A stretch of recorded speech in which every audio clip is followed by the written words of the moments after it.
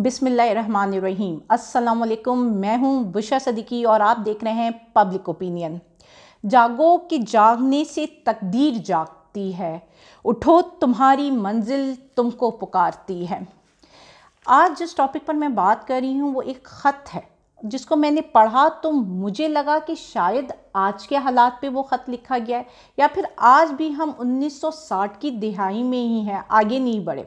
1960 की दहाई में बर्मिंघम में नस्ली फसादात शुरू हो गए थे। बहुत सारे लोगों में ये सुपरियॉरिटी कॉम्प्लेक्स, जो मैं आपसे लास्ट व्लॉग में भी बात की थी ना, कि जो गोरा था ना उसको अपनी बरतर होने का बहुत ज़्यादा कॉम्प्लेक्स था, तो वो उसके लिए किसी भी हद तक जाता था, किसी भी ज़बान को, किसी भी आवाज़ को, किसी भी रंग व नस्ल को दबाने की हमेशा से कोशिश करता था। तो उसमें से एक हीरो निकला था डॉक्टर मार्टिन लूथर, जिसने नस्ली मसावात के लिए आवाज़ उठाई और लोगों के दिलों में घर कर गया।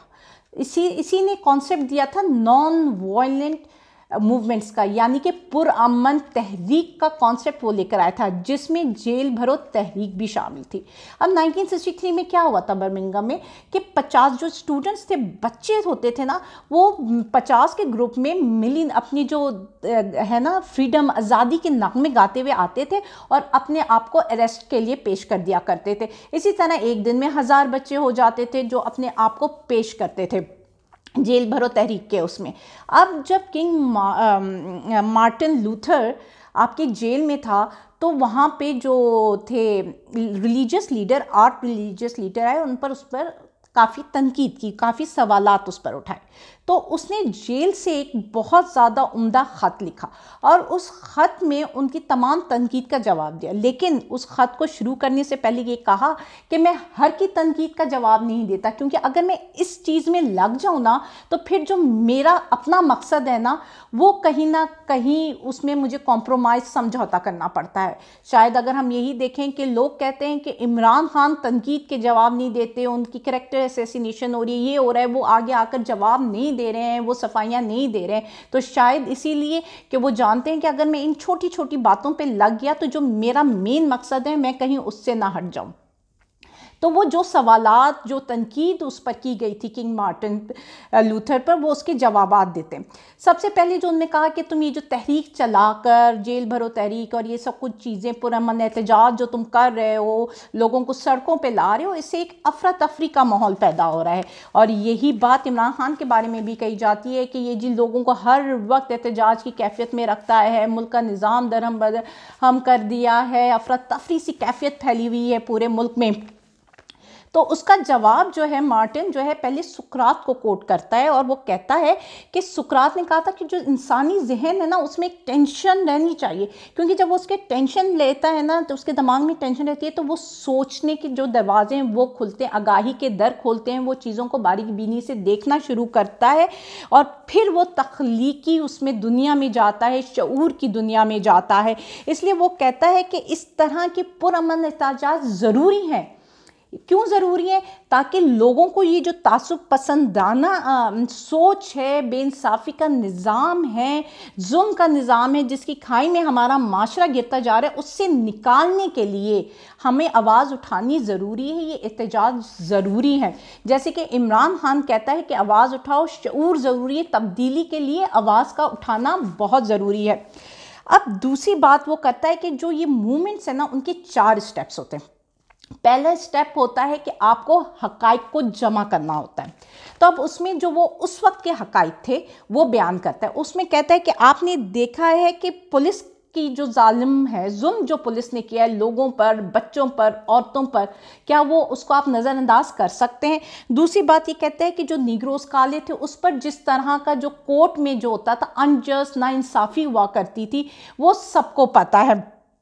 उसके बाद जितने भी लोग मारे जाते थे, बॉम्बिंग हुई करती थी, बमबारी हुआ करती थी, तो उसमें सबसे ज़्यादा कहाँ पे हुआ करती थी, कौन से लोग थे जो इसकी जद में आते थे? तो उस वजह से वो कहते हैं कि ये जो चीज़ें थी, अगर अब आप यहाँ पे आ जाएं, पाकिस्तान के इस सिनेरियो में आ जाएं, तो मुझे तो लगता है कि शायद उसने पाकिस्तान के हालात को देखकर ही लिखा, या शायद सेम हालात थे, क्योंकि आप पुलिस का निज़ाम तो देख चुके हैं।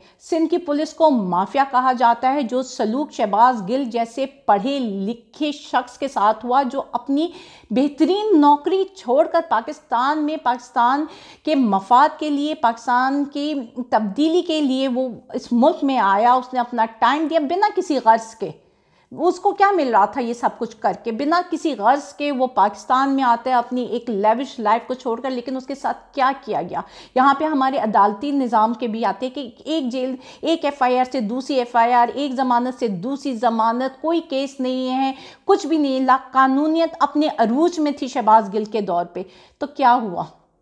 यही बात हुई। यही बात मार्टिन भी कर रहा था अपने लेटर में। दूसरी आज़म सवाती के साथ जो गैर इखलाकी हरकतें की गई, मतलब किसी की पर्सनल वीडियोस उसके औलादों को भेजना, आपने इखलाकी लिहाज से भी माशरे में इतने गिर गए कि आप जो है इस तरह की वीडियोस से लेकर आपको लगता था कि शायद आप अपने मफादात हासिल कर सकें।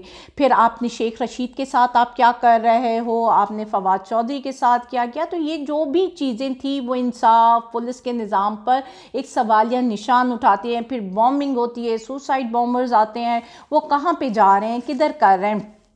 तो अगर हम इसमें तनाज़े में देखें तो देखें, तारीख़ अगर आप मैं बताऊँ, ये सब पिछले अदवार की बात है ना, 1960 की दिहाई की बात है। और हर मुल्क इन सब चीज़ों से अपने बदतरीन दौर से गुजर कर आगे बढ़ गया। लेकिन पाकिस्तान अभी भी वही बातें कर रहा है कि मुल्क में जमहूरियत होनी चाहिए, कि आमरीत होनी चाहिए, सियासी इंतकाम की बात कर रहा है, दहशत गर्दी की बात कर रहे हैं। हम इन सब से तो आगे निकल ही नहीं पा रहे हैं। फिर दूसरी तरफ आ जाती हूँ, वो इसका पहला जो 4 स्टेप में से पहला स्टेप था कि आपने हक़ाइक़ जमा करने। दूसरा स्टेप था कि आप एक पॉजिटिव, एक मस्बत बातचीत की तरफ जाते हो, ठीक है, जिसमें लोगों की नीयतें साफ़ होती हैं। अब ये देखना चाह रहे हैं कि हमारे यहाँ पे भी टॉक्स तो बहुत ज़्यादा हो रही हैं जी। कभी प्रेसिडेंट मैसेज लेकर आ रहे हैं, कभी खुफिया मुलाकातें हो रही हैं, कभी बैकडोर मुलाकातें हो रही हैं, लेकिन उनका कोई भी हल नहीं निकल रहा, ठीक है। अब तीसरा जो वो कहते हैं सेल्फ प्यूरिफिकेशन, उसमें क्या होता है कि आप जो भी चीज़ तहरीक ला रहे हो, पहले आपने देखना होता है कि आप उसके लिए तैयार हो। मतलब जेल भरो तहरीक शुरू होती है तो उसने सबसे पहले तो आपने अपने आप से सवाल करना है कि जो आप इस चीज़ को, जो भी कुछ इसका आएगा, आपने तहरीक की अनाउंसमेंट किया और उसके बाद जो इसका रिएक्शन आएगा कि आप उसका रिएक्शन फेस कर सकते हो। और फिर अगर आपको जेलों में जाते हो तो जेलों में जो आपके साथ जुल्म या ज़्यादती या आपको मुसीबतें आएंगी, क्या आप वो बर्दाश्त करने की सलाहियत रखते हो या वो आप बर्दाश्त कर सकोगे। तो मुझे उम्मीद है कि अगर इमरान खान ने ये तहरीक चलाई है तो पहले उसने अपने लोगों से, अपने कारकुनों से इस बात ये सवाल किए हैं। क्या उसने कहा है कि जो पहली टॉप लीडरशिप है वो अपने आप को पेश करेगी? तो क्या उसने अपनी टॉप लीडरशिप से ये सवाल किया है कि वो तैयार है इन सारे जुल्म की, इन सारी मुसीबतों को झेलने के लिए? क्योंकि फवाद चौधरी, शहबाज गिल, आज़म सवाती तो देख चुके हैं कि क्या क्या होता है। तो वो अपने तजुर्बे से आगे लीडरशिप को बताकर उनको मेंटली प्रिपेयर किया हुआ है। और जो कारकुन जाना चाह रहे हैं, क्या वो तैयार हैं इन सारी चीज़ों के लिए?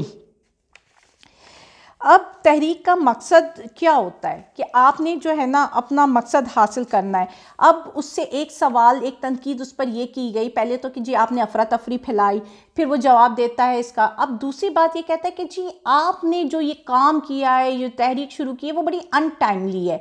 तो वो कहता है, वो उसका जवाब देता है। उसमें पहले मैं आपको इसका बैकग्राउंड बता दूं, अनटाइमली क्यों कहा था कि पहले एक और एडमिनिस्ट्रेटर, एक और मेयर था, फिर एक नया मेयर आ गया था। तो उन्होंने कहा था आप उसको टाइम दें। तो इसलिए अगर आपने वो अभी आया है और आपने ये तहरीक चला दी है तो आप थोड़ा सा तो उसको टाइम देते। तो वो उसके बाद में कहता है कि मैं मानता हूं कि जो नया मेयर, जिसका नाम मिस्टर बॉटवेल था, कि वो बड़े समझदार किस्म के एक जेंटलमैन है, लेकिन उनकी जो सोच है, जो उनकी डेडिकेशन है, वो तो स्टेटस को है ना, जो माइंडसेट है उनका वो तो सेम है। चेहरा बदला है ना, माइंडसेट तो सेम है।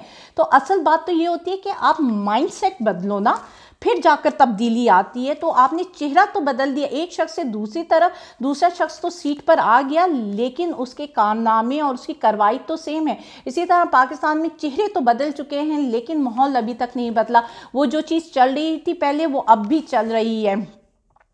उसके बाद वो कहता है कि मैं ये बात उम्मीद कर सकता हूँ कि मिस्टर बॉटवेल जो हैं वो जो रेजिस्टेंस आती है ना अवाम की तरफ से, वो समझ सकते हैं कि अगर एक अवाम एहतजाज करती है और एक रियासत के ख़िलाफ़ खड़ी होती है, आवाज़ बुलंद करती है, तो उसके क्या नुकसानात हो सकते हैं। अब यहाँ पे KPK में आपने देखा है कि किस तरह लोग खड़े हो रहे हैं, वो पुरअमन एहतसाब की बात करते हैं, वो पुरअमन जवाब तलबी कर रहे हैं, वो खड़े हुए हैं कि हमें जवाब दो, हमारे साथ ये जुल्म क्यों हो रहा है। तो मुझे लगता है कि यहाँ पे रियासत को थोड़ी समझदारी से काम लेते हुए ये देखना चाहिए कि अगर ये आवाज़ें बुलंद से बुलंदतर होती गई तो इसके क्या नुकसानात हो सकते हैं। और फिर इसके बाद उसने दूसरी बात की थी कानून की, कि कानून जो है ना कि वो मसावात, जिस तरह इमरान खान कहते हैं ना अमीर के लिए कानून और गरीब के लिए कानून और होता है, तो उसने भी ये बात की कि आप जो मुझसे कहते हो कि मैं कानून मान लूँ, एक बात मानता हूँ दूसरी नहीं, तो वो सारे कानून जो इसमें इंसानी शख्सियत और इंसानियत की तज़ीक हो वो अनजस्ट है। मतलब एक कानून जिसमें एक तबके को ये दिया जाए कि वो बरतर है और दूसरा तबका कमतर है, ये कानून गलत कानून है। और वो सारे मीन्स, वो सारे मॉरल मीन्स इखलाकी ज़रा इस्तेमाल किए जाएँ गैर इखलाकी काम को प्रोटेक्ट करने के लिए, वो गलत है। अब जिस तरह NRO 2 दिया गया, एक तरीकाकार, एक जायज़ तरीकाकार अपनाया गया, लॉ के तरीकाकार, लेकिन काम तो गलत किया गया। जिस तरह आप जो है अभी आवाम की आवाज़ को दबाने की कोशिश कर रहे हो कि जो भी खिलाफ बोलेगा उनको सज़ा दी जाएगी, तो भाई ये तो फंडामेंटल राइट्स है ना। इसका मतलब आप एक कानून को चेंज करो, एक सही चीज़ का सहारा लेकर आप एक गलत इकदाम कर रहे हो। हर भी जगह किसी भी मुल्क में जो है अवाम सुपीरियर होती है, लेकिन आप उसी की आवाज़ को दबाने की कोशिश कर रहे हो, तो फिर सबसे सुपीरियर इदारा तो आपका पार्लियामेंट है। तो फिर सियासतदानों के बारे में भी हमें कुछ नहीं कहना चाहिए। आप तो यहाँ पे हमारी आज़ादी राय, हमारे सारे फंडामेंटल राइट्स ही बंद कर रहे हो। तो फिर सीधा सीधा कानून में एक तरमीम कर दो कि जिसकी लाठी उसकी भैंस है, और बाकी बात ख़त्म कर दो। इतनी लंबी चौड़ी तरमीम और आए दिन तरमीम करने का और आए दिन एक नया कानून पास करने की क्या ज़रूरत है। और इसके आखिर में वो सबसे बोलता है कि आपने मुझे तो इतना कंडेम कर लिया, लेकिन क्या जो जुल्म हुए औरतों पर, जो जुल्म पुलिस ने किए, जो नाइंसाफ़ी हुई, आपने उसको कंडेम किया। इसमें वो कहता है कि लोगों जागो, तुम्हें जब तक लोग मुत्तहिद होकर आवाज़ बुलंद नहीं करेंगे कोई भी तहरीक कामयाब नहीं होती। इसलिए अगर आप चाहते हैं कि मुल्क में तरक्की आए, मुल्क में तब्दीली आए, तो जागिए और अपनी आवाज़ उठाइए। अल्लाह हाफिज़।